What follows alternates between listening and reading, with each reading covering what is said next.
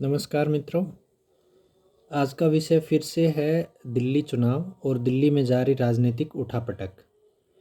अभी आम आदमी पार्टी और कांग्रेस के बीच झगड़ा इतना बढ़ चुका है कि दोनों ने एक दूसरे के खिलाफ जहर उगलना शुरू कर दिया है।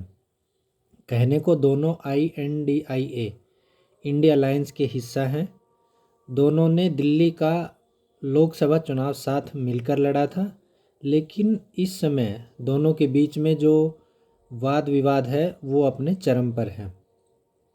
तो इस मामले की जो शुरुआत है वो हुई थी जब अरविंद केजरीवाल ने एक योजना का आरंभ किया और कहा कि हम महिलाओं को 2100 रुपये देंगे। बाद में संबंधित विभाग से यह स्पष्टीकरण भी आया कि इस तरह की कोई योजना अभी अस्तित्व में नहीं है और लोग अपना डाटा अनऑथोराइज्ड लोगों के साथ शेयर न करें। इस बात पर कांग्रेस, आम आदमी पार्टी और भाजपा इनमें घमासान हुआ। कांग्रेस के दो नेताओं संदीप दीक्षित और अजय माकन, इन्होंने आम आदमी पार्टी पर आरोप लगाए, उनको भला बुरा कहा और विशेषकर अरविंद केजरीवाल पूर्व मुख्यमंत्री, उनको देशद्रोही तक कहा।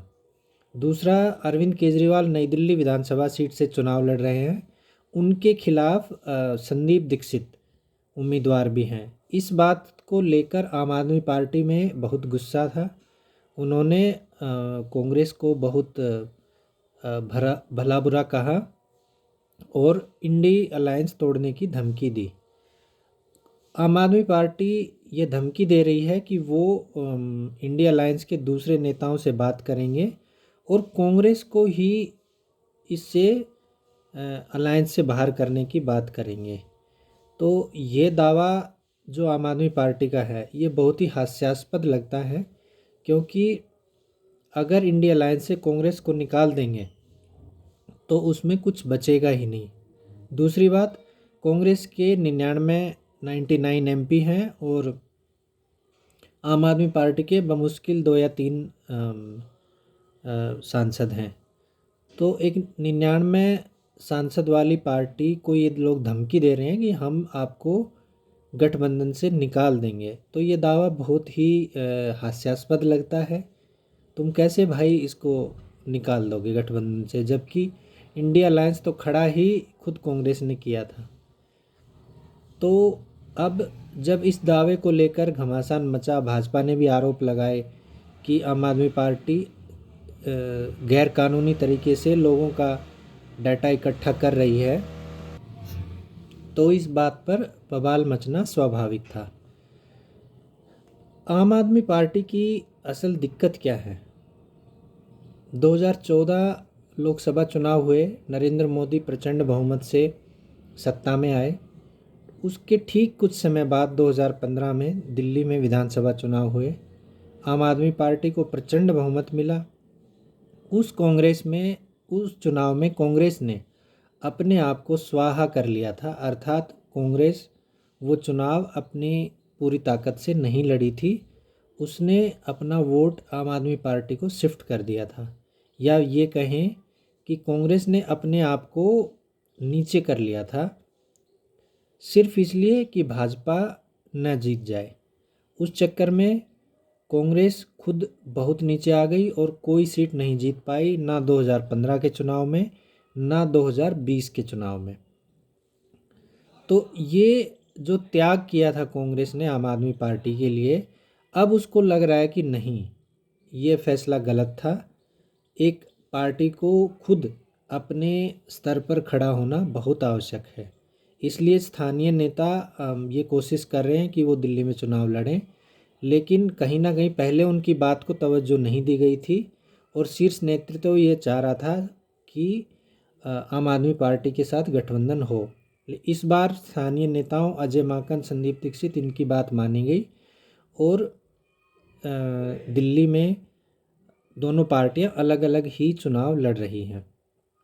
तो आम आदमी पार्टी को लगता था कि इस बार भी कांग्रेस फ्रेंडली गेम खेलेगी, अर्थात अपने रिसोर्सेज को, अपने ताकत को, अपने संगठन को नहीं लगाएगी। वही जो बच्चे खेलते हैं छुपम छुपाई टाइप वाला, कि कांग्रेस इस तरह का गेम खेलेगी और सारा वोट जो है वो हमें ही मिलेगा। लेकिन कांग्रेस ने बड़ा खेला कर दिया। वो बड़ी ताकत से इस समय कोशिश कर रही है कि वो इस चुनाव में कुछ अच्छा कर पाए।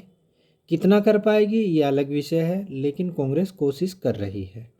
भाजपा अभी क्या कहें, लाइन में खड़ी नहीं दिख रही है। चुनावी बिसात अभी भाजपा ने नहीं बिछाई है।